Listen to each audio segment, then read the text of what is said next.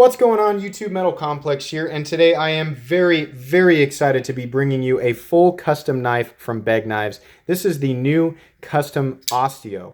As you can see here, this knife has a very striking aesthetic. Very cool. This is a full custom knife, one that is owned by my friend David. If you're familiar with his channel, then that'll be a familiar name to you. David is a godsend to this channel in terms of content, and his newly found love of folding knives has really helped my channel take off. So I just want to say thank you again to David for allowing me to show this on the channel, as well as if you watched the unboxing the other day, you'll know that there's another one coming, the Mandera, that'll also be shown on this channel, as well as the custom Bugatti that was shown on the channel previously. And truthfully, I'll probably do another video because that one I didn't really do it justice, and it would be fun to do a video with all three.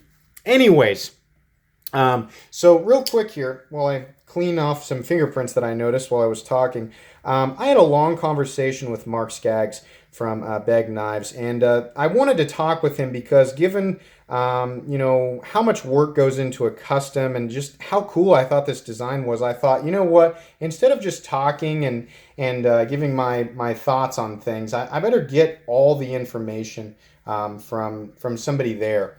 And I'm really glad that I did. You know, I've talked to them multiple times. I talked to them initially when we were first going after the Bugatti, and I just want to point out, Mark was just as nice to me then as he was after David had purchased 3 knives. It wasn't like he just treated me like some dude and then was all of a sudden really nice after we had gotten 3 knives. I mean, he took the time to talk with me for long periods of time on both occasions, or on actually now it's been multiple occasions.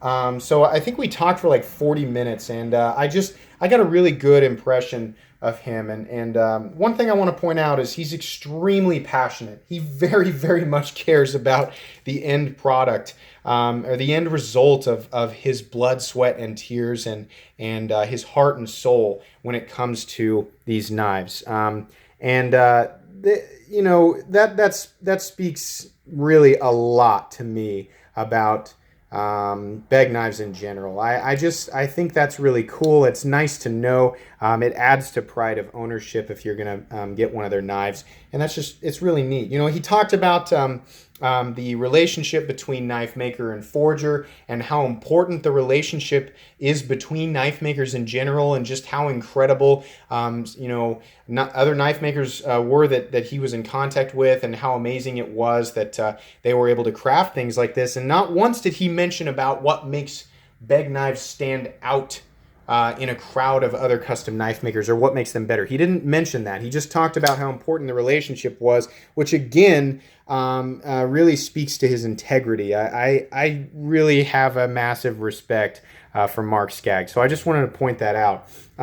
Also, they have some major stuff coming to their YouTube channel. If you go over and check it out right now at Begg Knives, you're not going to see much activity, and it doesn't look like they've done much. But he kind of let me in on some information that they've got some really cool stuff coming regarding things that they're moving forward with their company, and they want to do some shop talk and some storytelling and just really cool stuff, really awesome stuff, you know, for YouTube in the knife world. So if you're interested in that, I would go over and subscribe. I don't know how soon it's going to come. It sounds like maybe a month or 2 months, something like that, but best be prepared for that, because it sounds like it's going to be awesome, and it's going to have some really major quality production involved with it.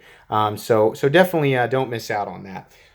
Moving back onto the knife, let's talk about the name real quick. The name Osteo is actually an Italian word for grudge, which I found interesting. There wasn't a whole lot more detail on that, but it's neat to know that. This knife and the Mandera were actually in development for over a year. They originally had longer blades at about 4 inches, but they decided to cater to a broader audience, given that most people actually prefer around a 3.5-inch blade and a lighter weight. So bringing it down to, actually here, we'll weigh it real quick. Bringing it down to 5.08 ounces. Let's make sure we're accurate there. Yep, 5.08 ounces. It's going to be a lot more appealing to a lot more people. I didn't actually mention that yet because we haven't done any measurements or size comparisons here. This knife actually is 8.25 inches overall. You can see there, hopefully. And the blade length is exactly 3.5 inches, which makes it exactly the same size as the Hinderer XM18. You can see there. And very similar in size to the Chris Reeve in Cosi, as you can see there. For some more common knife comparisons, just because we normally do them and haven't done them yet because I couldn't stop talking, the Rat 1 at 8.6 inches, the Paramilitary 2 at 8.3 inches, and how about, just because they're here, the Benchmade Griptilian at about 8 inches, and the Spyderco Delica at 7 inches. So, yeah, really good size. I mean, this is a large size EDC, but it's going to be great for somebody with medium, large size hands. And it's not a weight that I think is really going to be obtrusive to a lot of people. So that's really cool. This is just a really intriguing size all the way around. And let me tell you, the ergonomics on this thing are just fantastic. Really reminds me of, it's kind of like an exotic, more evolved version of the Hinderer Eclipse. But it's got its own unique style, and of course the refinement of a custom knife and the amount of effort that goes into a custom knife, which, by the way, he also let me in on. On average, a knife like this has 50 hours of handwork in. Not just, that's how long it takes to make, 50 hours of handwork goes into each of these custom knives. And they are a small batch operation. I believe he told me there's only about 5 people in the shop, and they only put out about 30 knives a month. So, these are truly custom knives. There's also a total of 300 individual processes that go into each one of these knives. Now, you might want me to expand on that a little bit, and I'm not going to, because number one, I wouldn't know exactly what I'm talking about because I'm not a knife maker. And number two, I imagine a lot of those things are going to come when they release this new stuff on their YouTube channel that he was telling me about. And, he was saying he wants to do some shop talk and talk about their processes. And I want people to check that out from the guy who actually knows what he's talking about and the guy who is making these knives. So I wouldn't be able to do that any justice. So maybe, we should all just wait for that. And I very much look forward to hearing them talk about that. I think that would be very interesting and enlightening. Absolutely. So all the way around, just an absolutely beautiful knife. Let's talk about the blade here. What we've got is a mirror polished RWL 34. It's like a reverse recurve compound ground harpoon blade. I'm not sure that it has an actual name. I'm not going to try and classify it because I wouldn't know where to start. It's very beautiful. And it's very sharp too, by the way. You've got the mirror here, and then coming up to a satin flat, then a mirror polished Begg knife signature blood groove, then back to hand satin, and then back to mirror again. So you have an awesome dynamic aesthetic for the blade that's just absolutely stunning. The action is just incredible, but just beautiful all the way around. I could continue to say the same things over and over and over again, but it's really just a stunning piece. But I want to talk about the aesthetics in general. Moving on down to the scales here, what you actually have is a black DLC tumbled titanium frame. And then you've got 2 beautiful either blood red or ruby red G10 inlays that have been polished and contoured. The female side of the, actually it's the show side of the pivot, but it would be the female side in terms of hardware, I guess. You've got, that's nicely polished, and then it's also got sort of a pivot collar that is actually the titanium frame showing around that pivot. So that's a really nice touch there. I'd like to point out that 3 different levels of reflectivity you have between the blade, the the G10 inlays and the DLC frame. Lots of different things going on there, which is why my camera's having a hard time figuring out exactly what to do with all of it. But very, very beautiful. On the other side, you have the pocket clip, which has actually been what they call ice jeweled, I think. It's like a cracked ice finish. Let's see if we can get the camera to give some texture there. It's really, really hard to, there we go, a little bit there. That sort of cracked ice finish there just looks awesome and extends actually back to the backspacer. So just really, really nice. Busy, but all the lines meet up everywhere, and it's just stunning to look at. And the camera, this is one of those knives where the camera will not do it justice. The aesthetic nature of this knife is really only brought out in person. And, if you ever go to a show, I don't know how many people do that, as far as like the percentage of the knife world. But if you ever get a chance, I urge you to go to his, if you can, go check out his knives in person and handle them, because this is truly, truly stunning. The knife operates with a flipper tab that has got a shape that, in my opinion, perfectly matches your finger. How this sort of curves and meets up with the frame. It sits right where your finger is going to want to sit. The detent is tuned perfectly. It's a little bit towards the heavier side, which is something that's very preferable to me. So I very much appreciate that. And I think that's just awesome. It flips spectacularly as a very smooth action that's only going to get smoother over time. Really, from what you've seen here, I've flipped it more just now than we have since it arrived. So this knife is actually still breaking in, and let me tell you, that ceramic detent ball and ceramic bearings serve for an amazing action and an amazing feeling. It deploys very reliably, no lock stick, absolutely solid lockup in every direction, and it just feels incredible. Really, really impressed with that. Of course, fit and finish on this guy is excellent.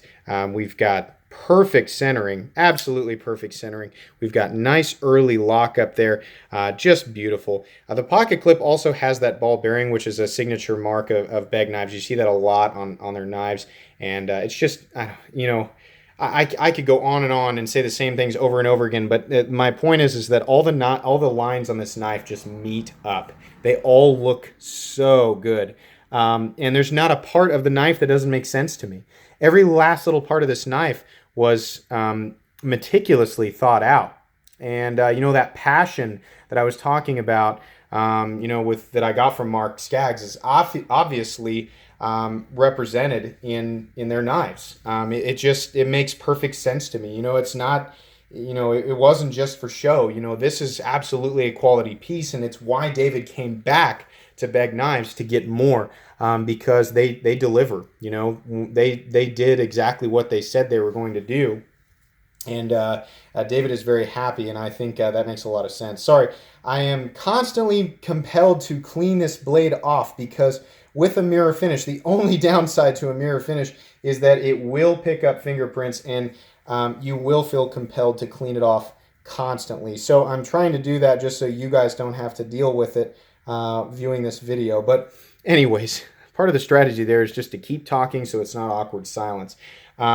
Really, really cool. I haven't mentioned yet that the two primary steels that Begg Knives uses on their knives, or on their customs anyway, is CTS XHP, which is what his Bugatti is and what the Mandera is.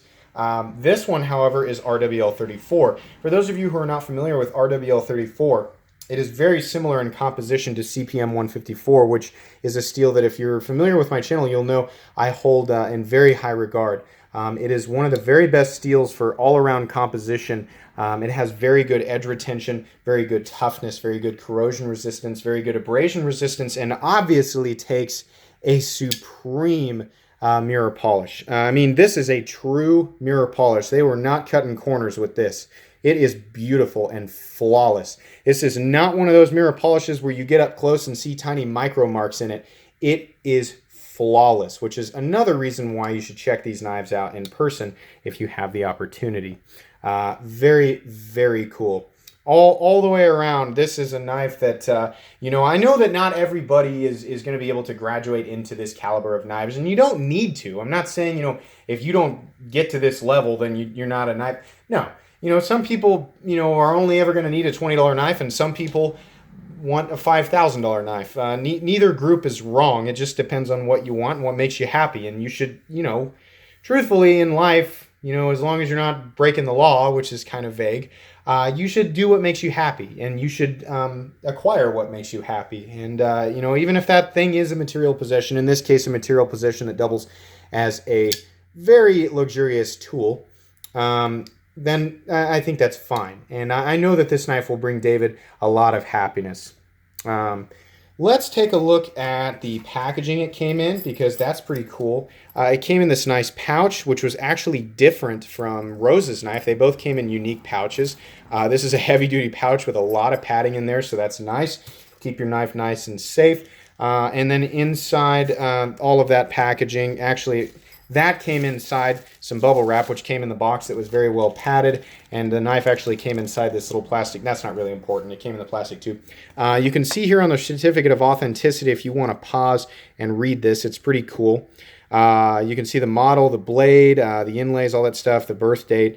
Really, really cool. I mean, this is nice. This isn't just a piece of paper. This is a very official, something that brings you joy to have with your custom knife. You're paying a lot of money for a knife that is made exceptionally well. There's an amazing attention to detail. In terms of function, it's flawless. Fit and finish is flawless. And then to top it all off, it comes with some nice packaging and a nice certificate that just sort of, it completes that feeling, that pride of ownership thing. This isn't my knife. It's not me trying to flex on people.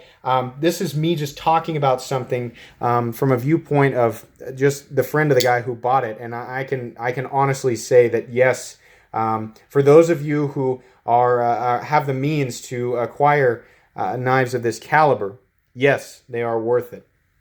For those of you who have not yet graduated into custom knives, or who don't plan to, that's perfectly fine. It's not going to be for everybody. But just wanted to throw that out there. What's funny is the first I learned of Begg knives was watching Jim Skelton, and he had a custom bodega that he called Big Red, and I know a lot of you are going to remember that.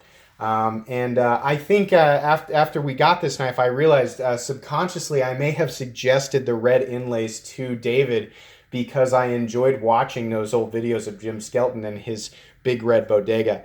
I think that's neat. I wasn't necessarily trying to copy, but I did suggest these when we were looking over the materials that we wanted on this knife. David said, and trust me, David's the type of person who can have any material in the inlays that he wants. I mean, he can pay for it, but he chose what he liked, and I think he chose very well. The red G10 looks amazing. There were a lot of different colors to pick from, and I said, boy, if it were me, I would go with red. I think that is the way to go there. So what he ended up with is a knife that's going to treat him very well for a very long time. And I know that makes some of you cringe at the idea that this knife will be an everyday carry knife, but it is actually shaped really well for EDC. The ergonomics, the size, the weight, the shape of the blade. I think despite the fact that it costs a lot of money, it's actually going to serve him extremely well as an EDC, especially considering it's a titanium frame lock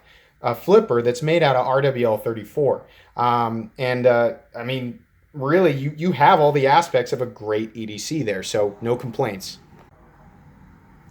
All in all, this is a beautiful folding knife, and I'm really glad I got an opportunity to share this with everybody. Tomorrow we're going to be, well, sometime soon, maybe not tomorrow, but hopefully this week we'll be reviewing the other one, the Mandera, and I'd actually like to return to the Bugatti, or maybe do a video with all three just talking about Begg knives and what to expect on a custom level. But that's going to be pretty much it for today, guys. I hope you guys enjoyed this video. I hope you found it entertaining. If for no other reason than just enjoying some eye candy from the knife world. I hope that it was entertaining. If you enjoyed this video, please leave a like. If you'd like to check out my other content, I do of course have lots of videos of knives that are either expensive or inexpensive that I do or don't like. So please check out my other content. And if you enjoy all of my videos, then please subscribe to my channel because there is definitely more coming. Thanks again for watching, everybody, and have a great day.